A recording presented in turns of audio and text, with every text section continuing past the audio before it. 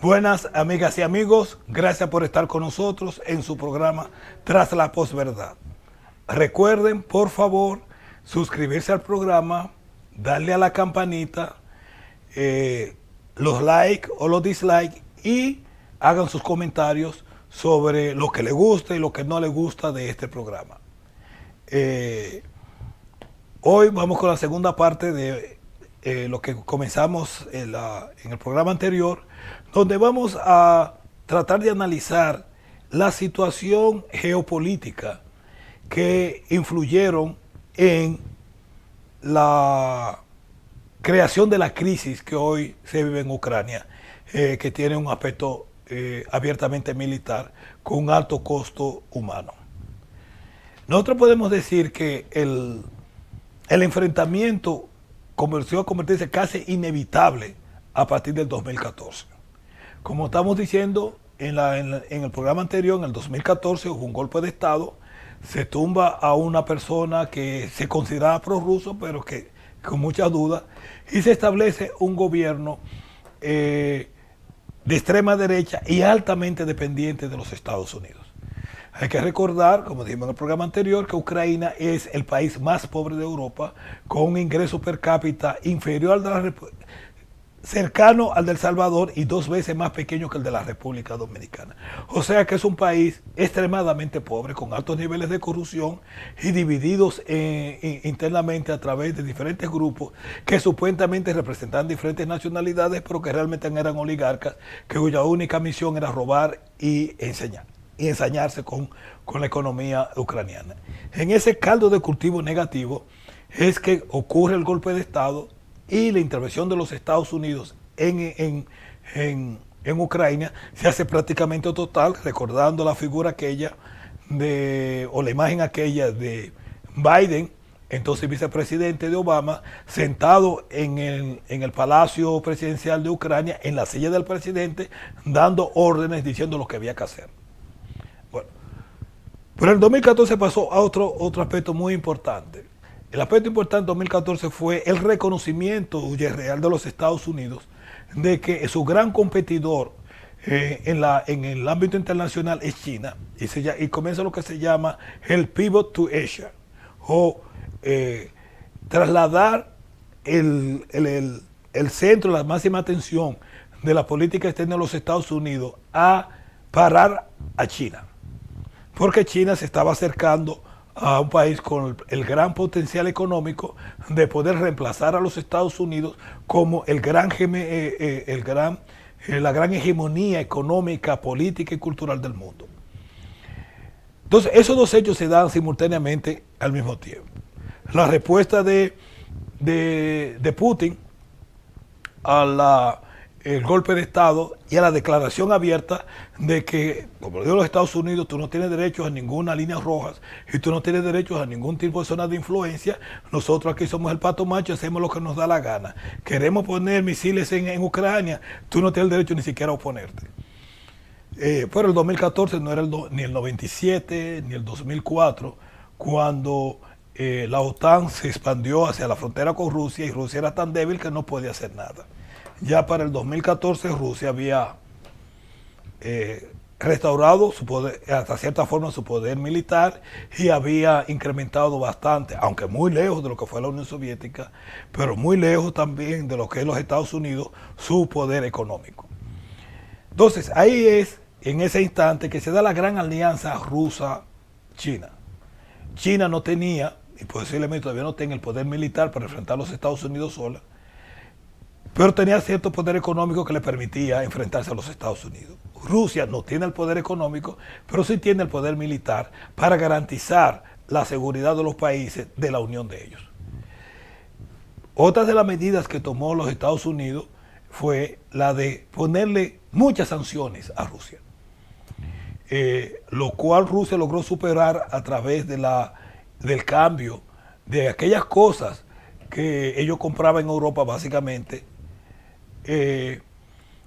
versus la producción interna. Rusia comienza por primera vez en su historia a ser autosuficiente agrícolamente y comenzar a exportar carnes. Y hay que recordar que Rusia, a pesar de su gran tamaño, compraba trigo en el exterior durante la época de la Unión Soviética, específicamente Argentina. Entonces comienza un alineamiento de la política internacional. De un lado se encuentra China y Rusia, y de otro lado se encuentra Estados Unidos, y en forma un poco a empujones la Comunidad Europea. Es dentro de esa competencia que se van creando las condiciones para que Ucrania se convierta en una especie de fortaleza de los Estados Unidos en la frontera con Rusia. En el 2007, cuando en la conferencia de seguridad en Múnich, Putin se queja de la expansión de la OTAN y dice: nosotros no lo vamos a permitir más.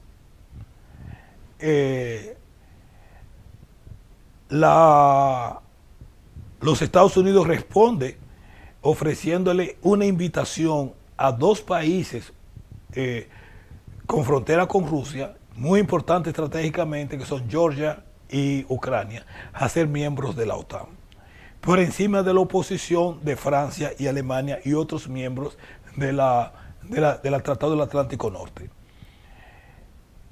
Desde ese instante comenzaron unas relaciones bastante turbulentas entre Estados Unidos y Europa con respecto a lo que sería el futuro de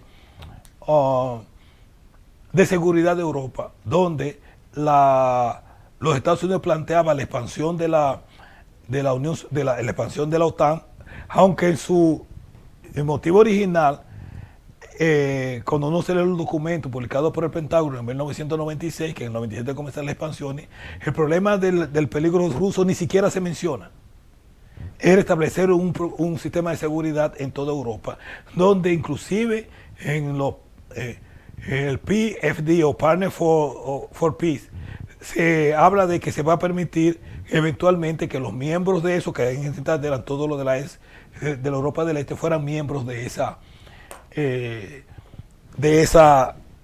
la OTAN.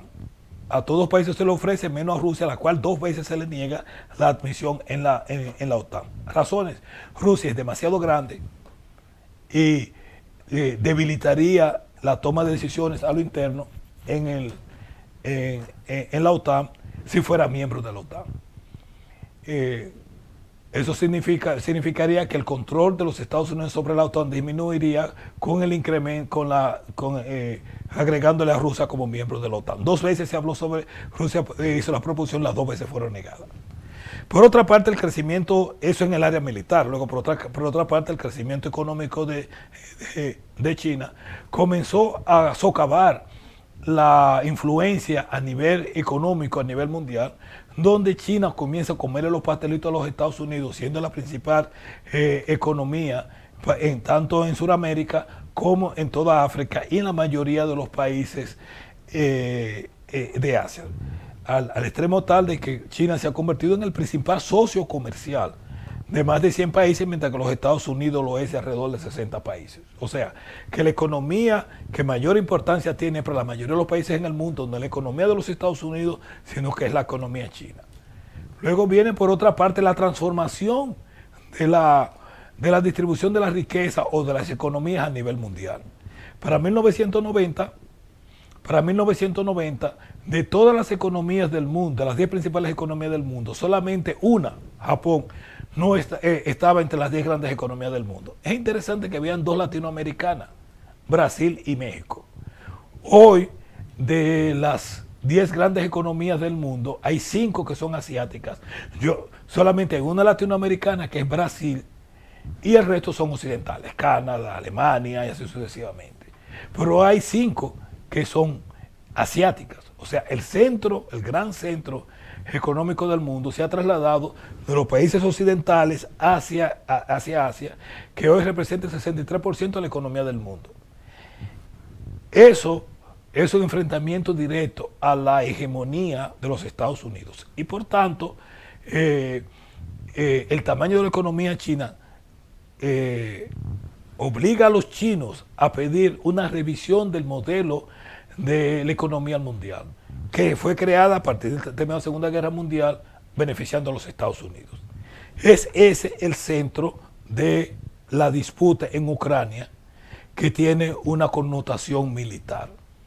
Es los Estados Unidos, que se niega al establecimiento de un nuevo orden económico mundial que refleje la realidad del día de hoy, versus nuevos países, específicamente al frente China y Rusia, que exigen, en la forma que sea, el recreamiento de un nuevo orden internacional que tome en cuenta sus intereses y en el cual sobre ellos no es beneficioso. Ellos lo consideran que un país que cuando se creó ese orden mundial representaba alrededor del 50% del Producto Interno Bruto del mundo, y hoy representa alrededor del 15%, no puede seguir siendo el único país con total hegemonía mundial. Hemos pasado de un mundo bipolar, Unión Soviética, Estados Unidos, un mundo unipolar, Estados Unidos, al surgimiento de un mundo tripolar, Rusia, China y Estados Unidos. Es ese mundo tripolar que necesita establecerse y que su nacimiento tiene como uno de sus grandes dolores y sacrificios, desgraciadamente, es la guerra en Ucrania, que inhumana y que posiblemente roguémoslos a Dios que termine pronto y que no se extienda mucho más allá de las fronteras de Ucrania. Gracias por su atención. Por favor, recuerden darle a la campanita, suscribirse al programa, darle los likes, los dislikes y sus comentarios. Será hasta la próxima y gracias por su atención.